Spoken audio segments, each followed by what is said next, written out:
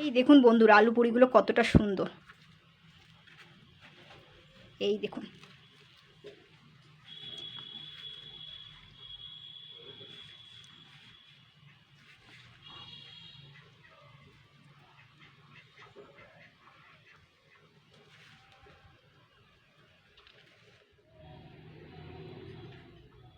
নমস্কার বন্ধুরা, আমি Priyanka, welcome back to my channel. বন্ধুরা, আজকে আমি বানিয়ে দেখাবো বেলার ঝামেলা ছাড়াই আলু পুরির রেসিপি।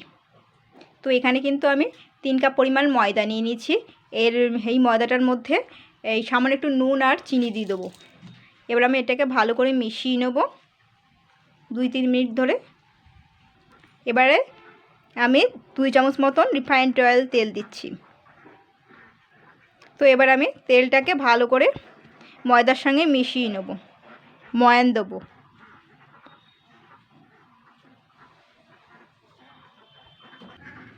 মেশানো হয়ে গেছে তেলটা ময়দার সাথে। এবার আমি অল্প অল্প জল দিয়ে একটা সফট ডো তৈরি করে নেব। যেহেতু বেলার ঝামেলা ছাড়াই আলু পুরির রেসিপি, একটা সফট কিন্তু নরম তুলতুলে ডো তৈরি করতে হবে। বন্ধুরা দেখুন, আমি কিন্তু ভালো করে ময়দাটাকে মেখে নিয়ে আমি কিন্তু 15 মিনিট রেস্ট রেখেছিলাম। দেখুন কতটা পরিমাণে নরম হয়ে গেছে। তো এবার আমি হাত দিয়ে আবারও ভালো করে ময়দাটাকে মথে নেব। এটা কিন্তু অনেকটাই নরম হয়ে গেছে।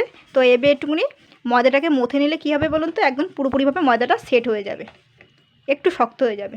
তো এইভাবে একটুখানি ময়দাটাকে ডলে নেব, চটকে চটকে নিতে হবে এরকম করে।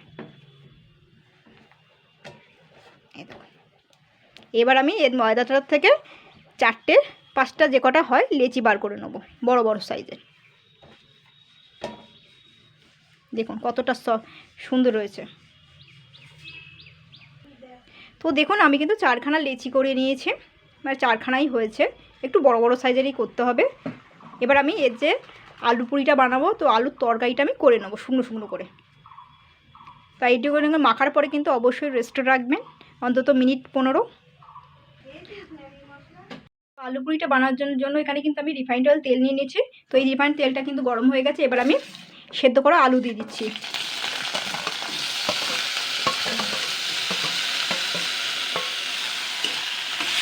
এটাকে আমি একটুখানি হালকা নাড়াচাড়া করে নেব।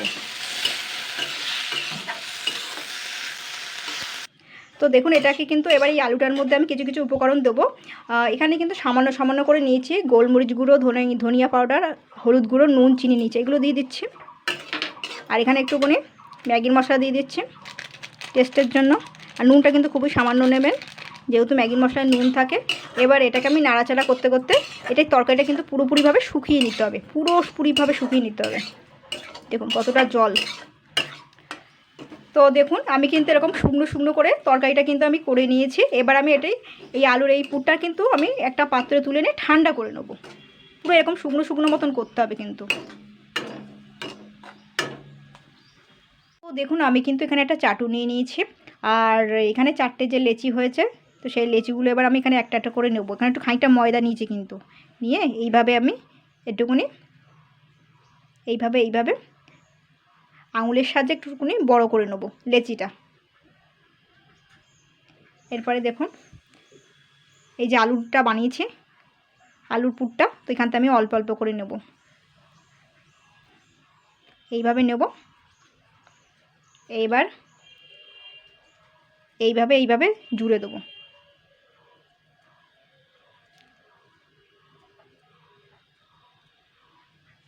এইভাবে জুড়ে দেবো। এখানে আমি আরেকটা করে নেব।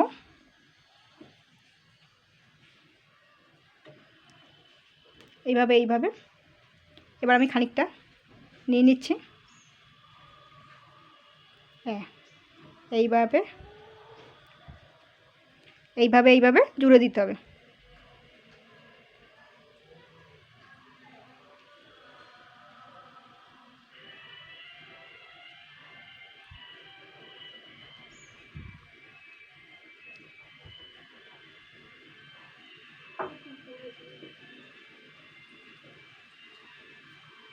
এইভাবে এইভাবে এইভাবে এইভাবে এইভাবে জুড়ে দিতে হবে।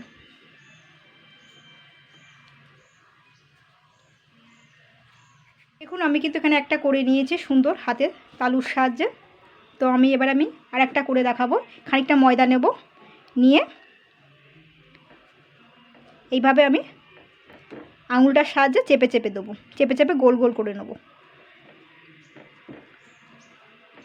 এইভাবে এইভাবে।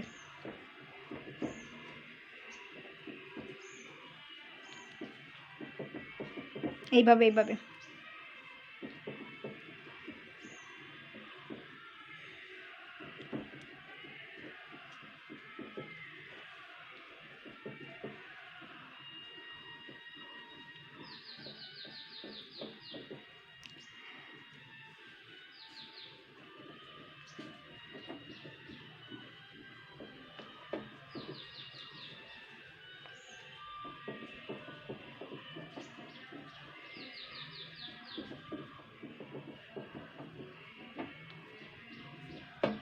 তো দেখুন বন্ধুরা আমি এটা কিন্তু করে নিয়েছি।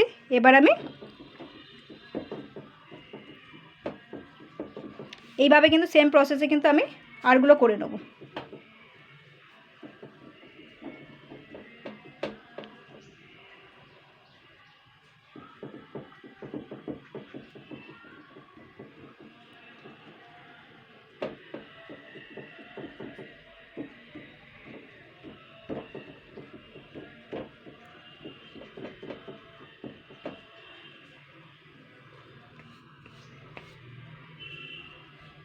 তো সেমভাবে কিন্তু আমি আরগুলো করে নেব।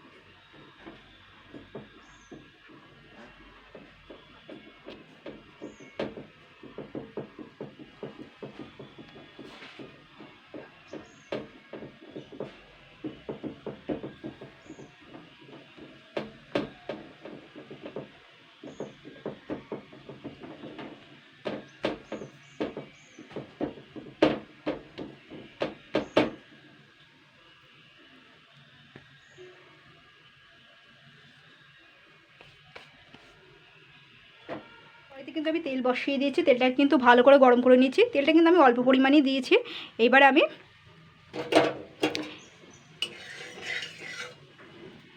আপনারা একটু বেশি করেও তেল দিতে পারেন। তো এবার আমি এই যে পুরিগুলো করেছি সেগুলো কিন্তু আস্তে আস্তে দিয়ে দেবো।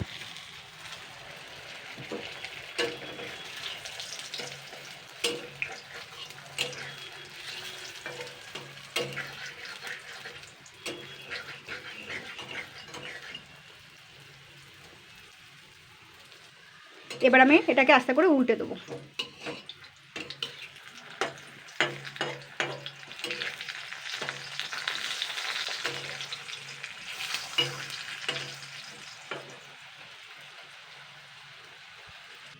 দেখুন এটা ভাজা হয়ে গেছে। এবার আমি তেল ঝরিয়ে তুলে নেব।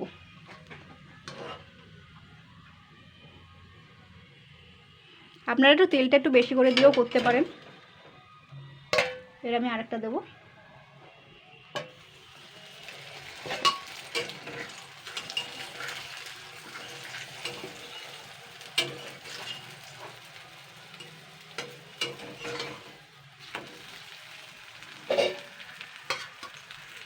তো এইভাবে কিন্তু আমি উল্টে পাল্টে কিন্তু ভালো করে ভেজে নেব।